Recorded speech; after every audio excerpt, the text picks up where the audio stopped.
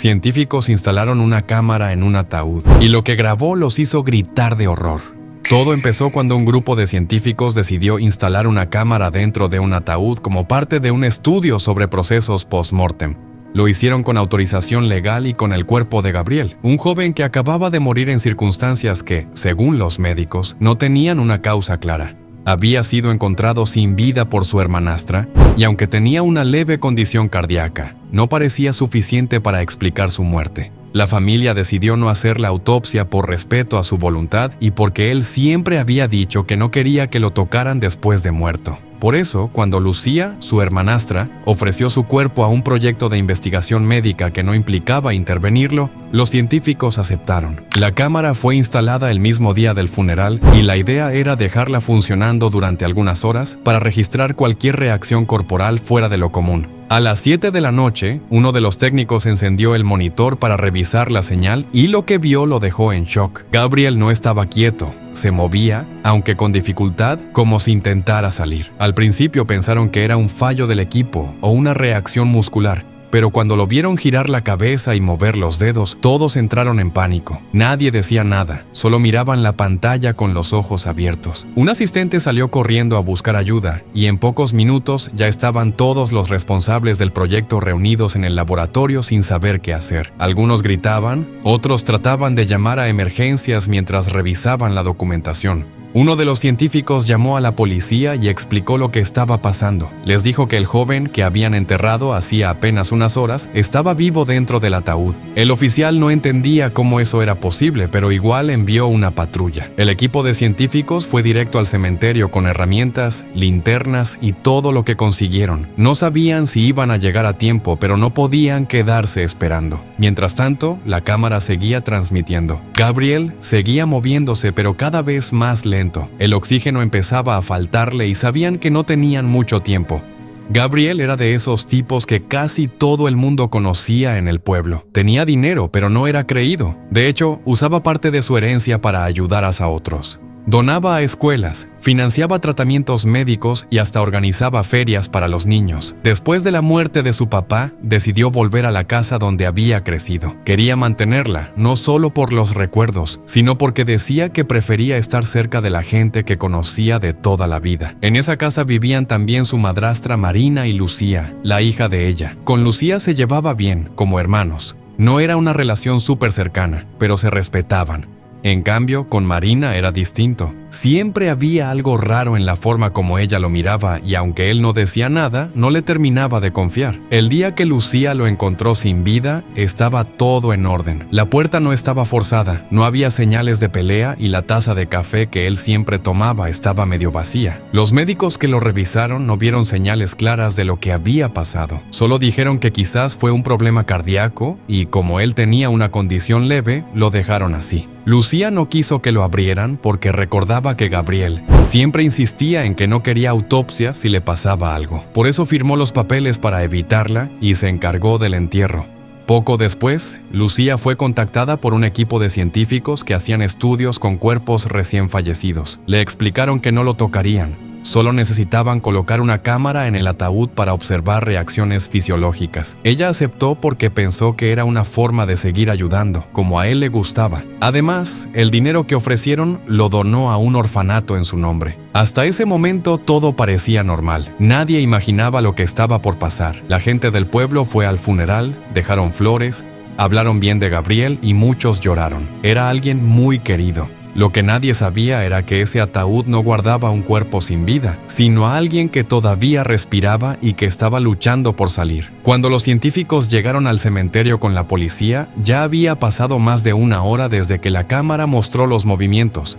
Abrieron el ataúd rápido y encontraron a Gabriel con los ojos entrecerrados y la piel pálida. Respiraba muy lento y apenas podía mover los labios. Lo sacaron de inmediato y lo llevaron directo al hospital mientras uno de los policías avisaba a la comisaría y otro empezó a tomar fotos del lugar por si era necesario abrir una investigación. En el hospital lo atendieron sin hacer preguntas y lograron estabilizarlo. Dijeron que si hubieran tardado 20 minutos más, no lo habrían podido salvar. Gabriel no podía hablar todavía, pero estaba consciente. Asentía con la cabeza cuando le preguntaban cosas y movía la mano con esfuerzo para pedir agua o señalar algo. Tenía la garganta reseca y los músculos rígidos por el tiempo que pasó encerrado sin moverse bien. Los médicos no entendían cómo lo habían dado por muerto si todavía tenía signos vitales. Los policías también estaban confundidos, pero igual abrieron un informe. Empezaron a hacer preguntas sobre el café que había tomado antes de desmayarse, sobre los medicamentos que usaba y también pidieron revisar los documentos médicos firmados para evitar la autopsia. Algo no cuadraba. No era normal que un joven con una condición leve terminara enterrado vivo y sin que nadie sospechara nada raro.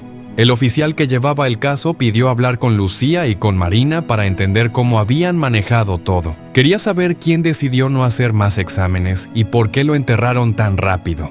Mientras tanto, Gabriel empezó a recuperar la fuerza y pidió hablar con los investigadores. Les explicó que antes de desmayarse había sentido un sabor raro en el café y que todo se volvió borroso muy rápido. También dijo que tenía sospechas desde hacía semanas, porque alguien había entrado a su cuarto cuando él no estaba y notó que faltaban unas llaves. No había querido acusar a nadie sin pruebas, pero ahora todo empezaba a tener más sentido. Entonces la policía se concentró en revisar las cámaras de seguridad de la casa y también en investigar a Marina, que en ese momento todavía no sabía que Gabriel estaba vivo. Esa misma tarde la policía fue a la casa de Gabriel. Marina estaba en la cocina cuando escuchó que tocaban la puerta y al ver a los oficiales se puso nerviosa. Trató de actuar tranquila, pero uno de ellos notó que no dejaba de mirar al pasillo como si pensara en salir corriendo. Le pidieron que los acompañara a la estación para responder unas preguntas. Ella dijo que no tenía nada que ocultar y subió al auto patrullero sin discutir, pero una vez sentada se quedó callada mirando por la ventana sin decir una sola palabra. Cuando llegaron, la hicieron pasar a una sala donde ya había un fiscal esperando. Le preguntaron sobre los días previos a la muerte de Gabriel, sobre el café, sobre los documentos médicos y sobre las cámaras de seguridad que habían sido apagadas. Al principio respondió todo con evasivas y fingía que no entendía bien las preguntas. Pero cuando le dijeron que Gabriel estaba vivo y que lo había contado todo, bajó la cabeza y empezó a temblar. Dijo que no quería matarlo, que solo quería adormecerlo un rato para poder entrar al estudio y sacar unas piezas antiguas que él había heredado del padre. Según ella, eran objetos de colección con mucho valor, y pensaba venderlos en secreto para salir de unas deudas. Aseguró que no sabía que el tranquilizante era tan fuerte y que cuando volvió a la habitación ya no lo vio moverse. Pensó que había muerto y entró en pánico. Fue ahí cuando decidió falsificar el informe médico con ayuda de un conocido del hospital y convenció a Lucía de firmar el permiso para evitar la autopsia. Lucía no sabía nada, solo creyó que estaba respetando el deseo de su hermano. Marina usó eso a su favor. Quería cerrar todo rápido y enterrar el cuerpo antes de que alguien hiciera más preguntas.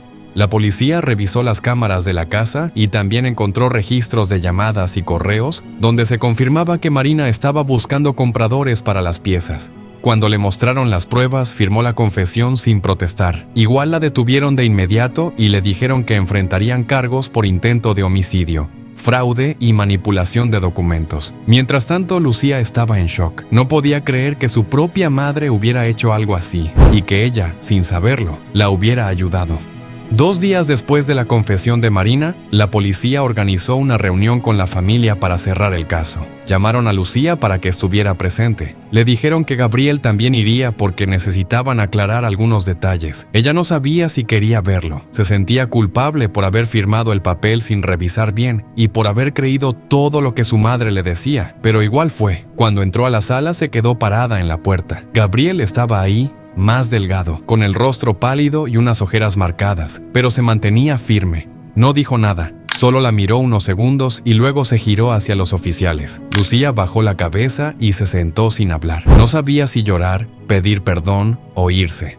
Gabriel explicó que había escondido las piezas más valiosas en un depósito fuera de la casa porque ya no confiaba en nadie. Contó que sospechaba de Marina desde hacía tiempo por ciertos comentarios y por cómo revisaba sus cosas cuando él no estaba. Dijo que nunca imaginó que ella llegaría tan lejos, pero que por eso no dejó nada importante a la vista. Confirmó que el café tenía un sabor raro y que al poco tiempo perdió el conocimiento. Después, solo recordaba ruidos, frío y oscuridad. Pensó que se iba a morir. Los agentes dijeron que Marina ya estaba detenida y que el hospital presentó cargos por falsificación de documentos. El fiscal también estaba preparando una acusación por intento de homicidio.